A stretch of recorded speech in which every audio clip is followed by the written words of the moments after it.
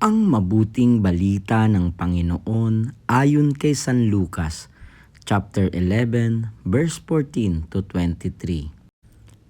Noong panahong iyon, pinalayas na Jesus ang isang demonyong sanhi ng pagkapipi ng isang lalaki, at ito'y nakapagsalita na mula noon.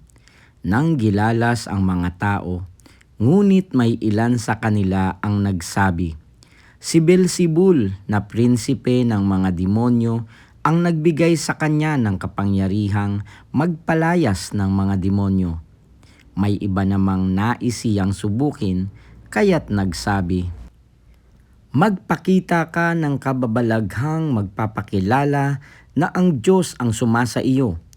Ngunit batid ni Jesus ang kanilang iniisip, kaya't sinabi sa kanila, "Babagsak ang bawat kahariang nahahati sa magkakalabang pangkat at mawawasak ang mga bahay roon.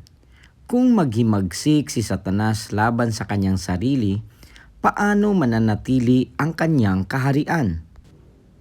Sinasabi ninyong nagpapalayas ako ng mga demonyo sapagkat binigyan ako ni Beelzebul ng kapangyarihang ito.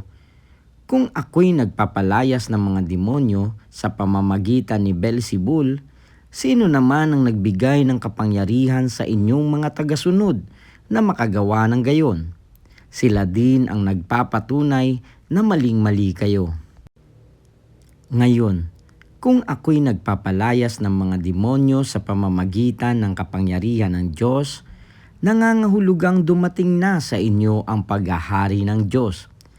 Kapag ang isang taong malakas at nasasandatahan ay nagbabantay sa kanyang bahay, malayo sa panganib ang kanyang ari-arian.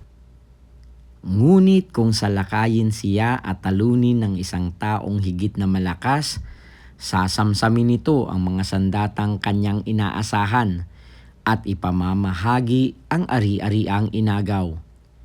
Ang hindi panig sa akin ay laban sa akin, at nagkakalat ang hindi tumutulong sa aking mag-ipon. Ang mabuting balita ng Panginoon. Pinupuri ka namin, Panginoong Hesukristo.